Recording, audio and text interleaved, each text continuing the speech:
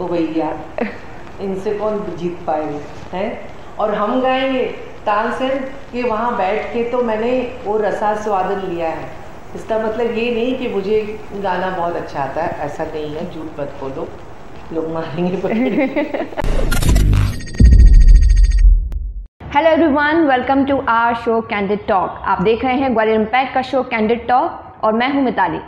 आज candid talk के इस एपिसोड में हम जिन अदाकारा से मिलने जा रहे हैं, उन्होंने टीवी की जगत में खूब नाम कमाया है। चाहे वो इस प्यार को क्या नाम दो की बुआ जी हो, या फिर ये उन दिनों की बात है कि ताई जी। आपने इन्हें हर तरह के रोल में देखा होगा। अब टाइटल से आप समझ ही गए होंगे कि मैं किन के बारे में बात कर रही हूँ। तो आज कैंडिड टॉक के इस एपिसोड में हम मिलने वाले हैं टीवी एक्ट्रेस मिसेस आभा परमार से। आभा जी, बहुत बहुत स्वागत है आपका कैंडिड टॉक में। नमस्ते, थैंक यू सो मच।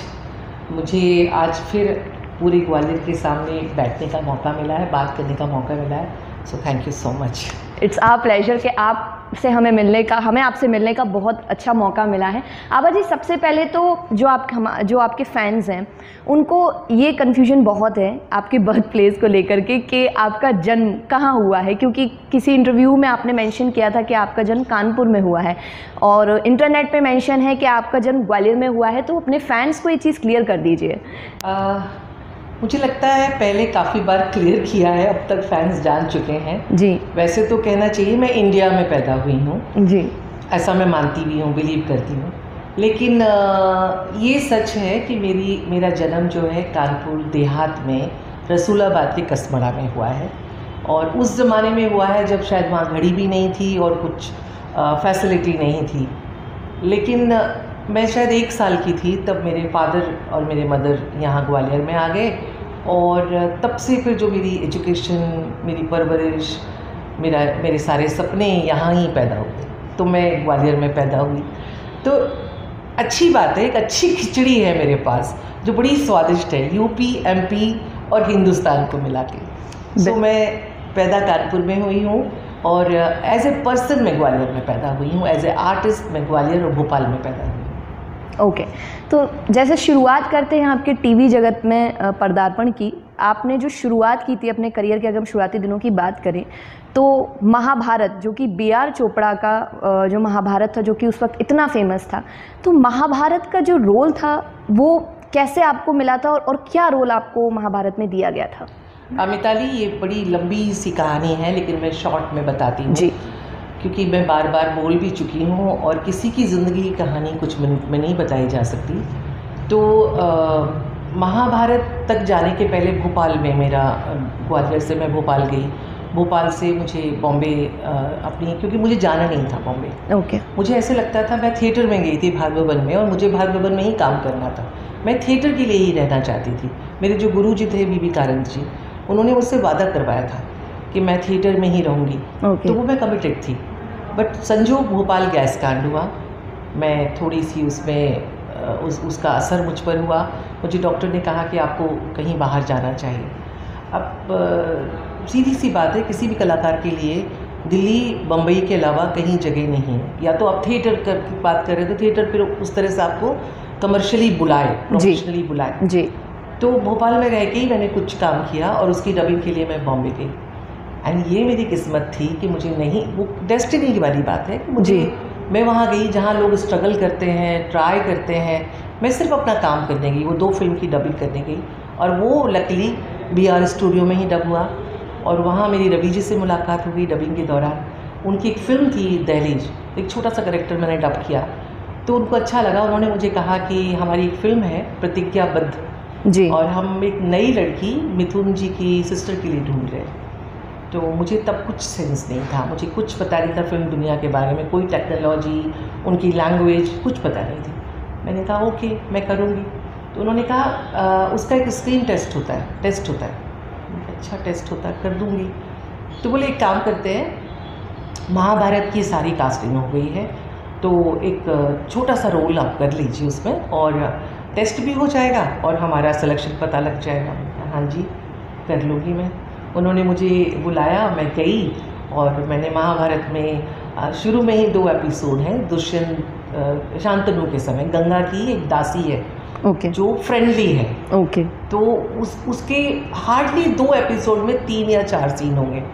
मैंने फर्स्ट डे जब सीन किया तो चोपड़ा साहब, पापा जी भी बोलते थे उनको, वो बैठे थे, रवि जी ने बोला ओ जी यही कुड़ी है, बोले वो चंगी है, फाइनल कर दो। तो इस तरह महाभारत में मेरा लुक टेस्ट हुआ या स्क्रीन टेस्ट हुआ, और उसके बाद मुझे वो फिल्म मिल गई। और जो मैं जाना नहीं चाहती थी बॉम्बे, वो बॉम्बे में मुझे खड़े रहने के लिए एक खूंटा, कहते हैं ना खूंटे से बांध दिया जाता, मेरा खूंटा गड़ गया और फिर मैं वापस नहीं आ पाई, क्योंकि एक के बाद काम मिलते गए। वो दौर था जब सीरियल्स नहीं थे ज़्यादा, सिर्फ दूरदर्शन था जी, तो फिल्में ही थी। और मेरी किस्मत अच्छी थी कि वो दौर था जब आर्ट सिनेमा, समानांतर सिनेमा बहुत स्ट्रांगली बन रहा था और लोग देखते थे। उसी ज़माने में नसीर भाई, शबाना आज़मी जी, स्मिता पाटिल, ये सब जो थे, NSD से जो एक्टर आ रहे थे, जो पूरे हिंदुस्तान में अच्छे थिएटर से जो लोग आ रहे थे, लोग उनको काम दे रहे थे। तो मुझे उस तरह से स्ट्रगल नहीं करना पड़ा, मुझे थिएटर की वजह से काम मिल गया और फिर मैं वापस नहीं आ पाई। के बारे में जाना है, पढ़ा है, आपने 17 साल की उम्र में थिएटर की तरफ आपने रुख किया। तो ये जो उस उम्र में 17 साल, क्योंकि कोई ज़्यादा बड़ी उम्र भी नहीं होती है, तो उस उम्र में आपका थिएटर तक पहुंचना और फिर उसके बाद मुंबई पहुंचना, ये सफ़र जो था, इसकी शुरुआत जो थी वो कैसे हुई और कैसा रहा आपका अभी तक का ये सफ़र? बड़ी लंबी जर्नी की बात आपने शॉर्ट में पूछ ली है। नहीं, असल में हुआ ये कि ये मेरी चॉइस नहीं थी। ओके। 17 साल की उम्र में जिस परिवार में मैं बड़ी हो रही थी, जिस शहर में मैं बड़ी हो रही थी, वहाँ युवा लड़की, वो भी ट्रेडिशनल ब्राह्मण परिवार की, ये सोच नहीं पाती थी। तब आज जो बच्चे करियर की बात 10वीं और 11वीं में और पेरेंट्स भी पूछते हैं, तब पेरेंट्स नहीं पूछते थे। लड़कियों के लिए आई थिंक तब भी पढ़ती थी लड़कियां, करियर बनाती थी, बट मैक्सिमम हमारे जैसे फैमिलीज़ में पढ़ा के शादी कर दी जाती थी जी। तो वो सवाल था ही नहीं कि मुझे क्या करना है। हाँ, एक आग थी दिल में, कुछ सवाल थे मेरे जिनके जवाब चाहिए थे मुझे। पहला जवाब था कि मैं लड़की हूँ तो मैंने गलत किया क्या? लड़की है तो क्या माँ बाप का नाम रोशन नहीं कर सकती? लड़की है तो क्या अपने मन का सपना पूरा नहीं कर सकती? क्यों? दूसरा, मैं डॉक्टर बनना चाहती थी और मुझे जल्दी पता लग गया कि मैं डॉक्टर नहीं बन सकती, बिकॉज माय फाइनेंशियल कंडीशन, मेरे पेरेंट्स उस कंडीशन में नहीं थे। हम 5 बहनें थे। सो अचानक से जैसे गिफ्ट मिलती है ना, मेरी डेस्टिनी ने मुझे गिफ्ट दी जी। जब मैं बहुत, आज के युवा समझ सकते हैं जो देख रहे होंगे कि एक एज में आपके अंदर एक तड़प होती है, एक भटकन होती है कि मैं क्या करूं, मैं किधर जाऊं। और ख़ास तौर से मैं जो बता रही हूँ परिस्थितियाँ, उन परिस्थितियों में तो मुझे मेरी डेस्टिनी ने गिफ्ट दी कि भोपाल भाल भवन के बारे में एक ऐड निकला पेपर में। मैं नहीं थी उसके लायक, मैंने वो कैसे भी जुगाड़ करके भर लिया। ये डेस्टिनी थी कि मुझे अक्ल नहीं थी, I am very innocent that time, लेकिन मुझे समझ में जो आया मैंने वो भर दिया। जो मुझे लगा कि मुझे ये एक मौका मिल रहा है, लड़ लो, बस इस तरह जुगाड़ से मैंने वो फॉर्म भर दिया और वो फॉर्म चला गया मेरा। और वो फॉर्म ही मेरा डोर था, एंट्री कहाँ होनी है, मेरी नई एक जर्नी शुरू होनी है। भोपाल में मेरा सिलेक्शन हो गया। मैं आज कह सकती हूँ कि शायद मैं उस लायक नहीं थी, पर फिर भी ऊपर वाले ने मेरी हेल्प की, मुझे सेलेक्ट कर लिया गया और मेरा थिएटर की जर्नी मेरी शुरू हो गई। और भोपाल भाल भवन में जो मुझे थिएटर का माहौल मिला, जो मुझे फैकल्टीज़ मिली, मैं आज कह सकती हूँ कि अगर मुझे तब पता होता, डेफिनेटली मैं सेलेक्ट नहीं हो सकती थी, क्योंकि मैं इतनी डर जाती, मैं नहीं, क्योंकि उनका सामना ही नहीं करने की स्थिति होती मेरे सामने। मतलब मुझे बाद में पता लगा कि हाँ, विजय मेहता जी बैठी हैं, अलका जी बैठे हैं, कारंत जी बैठे हैं, अलकनंदन जी बैठे हैं, श्याम बेनेगल बैठे हैं, तो मुझे पता नहीं था ना, बाद में पता लगा ना कि ये कौन है। तो मैंने जो इनोसेंटली किया, तो आज के कई बार युवा पूछते हैं, मैं उनके लिए एक मैसेज बीच में दे देती हूँ। मुझसे कई बार सवाल किया जाता है कि युवाओं को क्या करना चाहिए। मुझे लगता है कुछ नहीं करना चाहिए, आपको कमिटेड होना चाहिए, जो आपका सपना है उसके साथ कमिटेड होना चाहिए। आज के युवा करना तो चाहते हैं, लेकिन बहुत सुविधा चाहते हैं, बहुत मैं एक बच्चे से मिली थी, वो शिकायत कर रहा था कि उसको अच्छी एकेडमी नहीं मिली, उसको अच्छा फ़ोटोशूट नहीं मिला, उसको अच्छे लोग नहीं मिले। और आप ये देखिए, जब आप सोचते हैं कि मुझे करना है चाह को राह, मेरा कोई फ़ोटोशूट नहीं हुआ आज तक। मैं किसी के पास कभी अप्रोच लेके नहीं गई कि प्लीज़ आप मुझे फेवर कर दो। मेरा थिएटर का जो काम था, मैं थिएटर में जो पहुंची, मुझे पीटर्स ब्रुक्स बात भवन में मिले, जॉन मार्टिन मिले, बैरी जॉन साहब मिले, और फिट्स बैनर्स मिले, रुद्र प्रसाद सेन गुप्तो मिले, बादल सरकार मिले, पडिक्कर जी मिले, कारंत जी जैसे गुरु मिले मुझे, अलकनंदन जी मिले। इन लोगों ने एक मिट्टी थी, रॉ मिट्टी थी, इन लोगों ने मार मार के उसको शेप बना दिया। तो इस आप वो मिट्टी बन जाइए, जो आपको बनाया जाए वो आप बन जाइए। अपने गुरु पे भरोसा रखिए, अपने सपने पे भरोसा रखिए। वो मेरे साथ हुआ। भोपाल गई, थिएटर मिल गया, भागवन मिल गया, लेकिन वहाँ जो हम लोगों ने मेहनत की, जो इन सब गुरुओं के साथ में, जो हिंदुस्तान का पूरा फोक आर्ट, फोक स्टाइल, ये सबसे बड़ी फैसिलिटी थी हमारी, सबसे बड़ा हमारी उपलब्धि थी कि हमें पूरे फोक के बारे में सिखाया गया।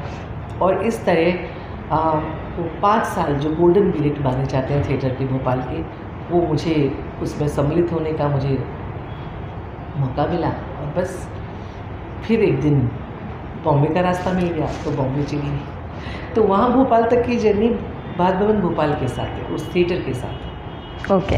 तो जब आप मुंबई पहुँचे, आपको महाभारत में रोल मिला ही, और उसके साथ ही साथ आपने बताया कि आपको मूवीज़ में भी आपने काम किया, और अमित जी के साथ आपने जो है एक मूवी में काम किया हुआ था। तो अमिताभ बच्चन जो सदी के महानायक, उनके साथ आपने जिस मूवी में काम किया, उसके साथ का कोई एक ऐसा किस्सा, क्योंकि जब हम साथ में काम करते हैं तो बहुत सी चीज़ें होती हैं, तो कोई एक ऐसा किस्सा जो आपको आज भी याद हो, जो आप अपने व्यूअर्स, अपने फैंस के साथ जो है वो शेयर करना चाहें? बिल्कुल करना चाहेंगे। पहले तो आपने बात शुरू की कि बॉम्बे में फिल्मों में काम, जब मैं गई थी तब प्राइवेट चैनल थे ही नहीं। ओके।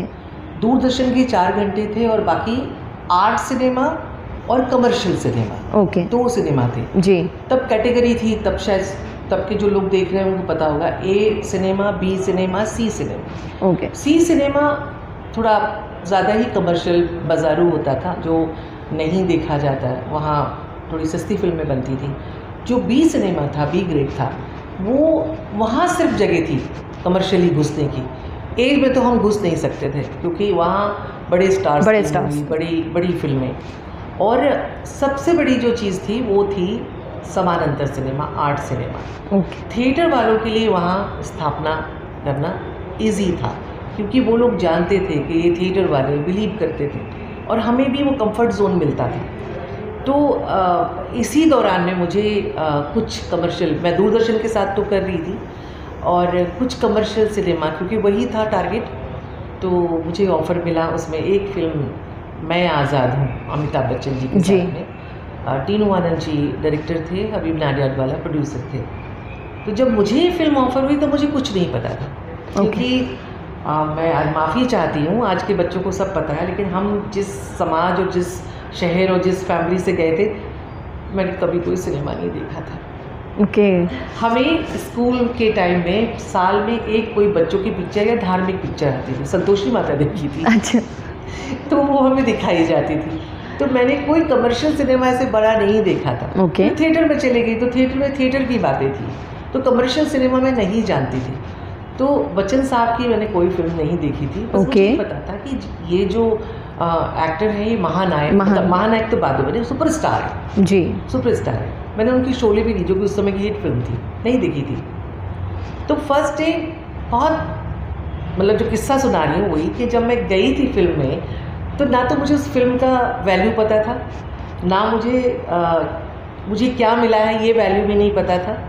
और जब मैं काम करने पहुंची तो मुझे ये था, कुछ लोगों ने मुझे भड़काया था, कुछ लोग होते हैं उन्होंने कहा था, पता है जो बड़े स्टार होते हैं ना, वो आपका रोल कटवा देते हैं, आप संभल के काम करना। तो मुझे था, बहुत डर भी था कि अरे मेरा रोल कटवा देंगे, या मैं कुछ गलत करूँगी तो ऐसा हो जाएगा वैसा हो जाएगा। बट डे फर्स्ट, इसलिए कहा जाता है कि जो खुद महसूस करो, जो खुद आप एहसास आपका जो है वही सच है, जो आप खुद देखो, खुद समझो।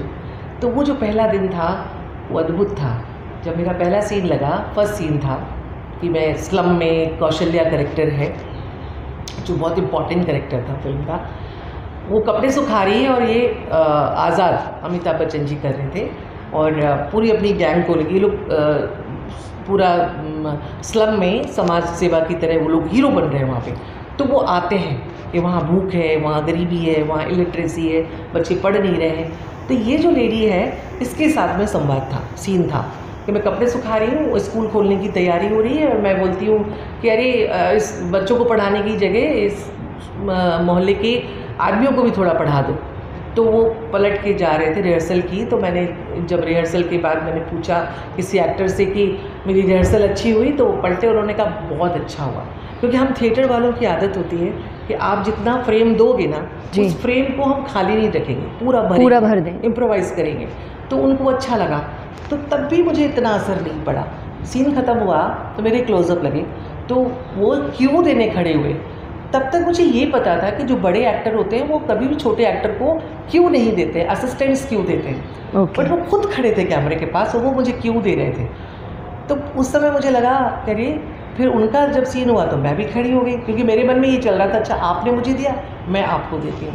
फिर हमारा ब्रेक हुआ, थोड़ी सी बातचीत हुई भोपाल के बारे में, और अगले दिन फिल्म रिलीज़ थी शहंशाह। तो ये कहा गया, सवेरे वो आते थे, उस दिन का तो पैकअप हो गया था, ज़्यादा कुछ ऐसा नहीं हुआ। नेक्स्ट डे हम लोग वेट कर रहे थे और उनकी एम्बेसडर 11 बजे, शार्प 11 बजे, उनसे घड़ी मिला लो, 11 बजे टाइम के पंचुअल उनकी एम्बेसडर आ जाती थी। हम लोग झोपड़ियों के नीचे बैठे थे, वेट कर रहे थे।